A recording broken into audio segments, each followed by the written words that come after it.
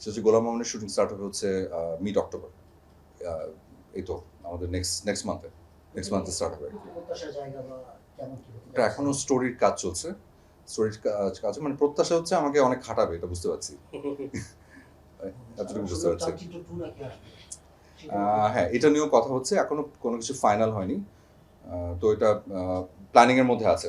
তো I hope মানে খুব শিগগিরই এটার ঘোষণা আসবে, তখন এটা নিয়ে ব্রিফলি কথা বলবো আর কি। একটু বেশি আপনি আসার আগে অনেক পোস্ট অনেক কিছু দেখছি, ভাই এটা করবো ওটা করবো না, দর্শকদের যে প্রত্যাশা আপনার জায়গা থেকে, এটা আপনি কোনো চাপ ফেস করেন? অনেক। এটা করতে হবে, ওই কাজ করতে হবে না, এটা করেন। হ্যাঁ।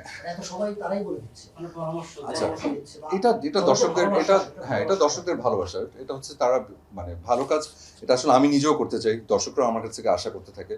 তো কারো আশা পূরণ করতে পারি, কারো মানে সবাইকে আসলে খুশি করাটা খুবই ডিফিকাল্ট, এটা আমরা সবাই জানি যে কখনো একটা মানুষ সবাইকে খুশি করতে পারে না। এবং তো সেই চেষ্টাটা যদিও আমরা করি, সেটা আশাও যেহেতু মানে আশাও আমরা করি যে সবাই একটা কাজ দেখে খুশি হবে, ভালোবাসবে, অ্যাপ্রিসিয়েট করবে।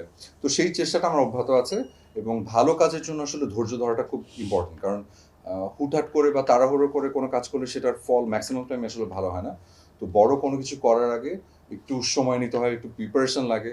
হ্যাঁ, বুঝে শুনে মানে যাতে ওনাদের কি বলবো প্রত্যাশা যাতে আমি পূরণ করতে পারি, সেই চেষ্টা আমার থাকে।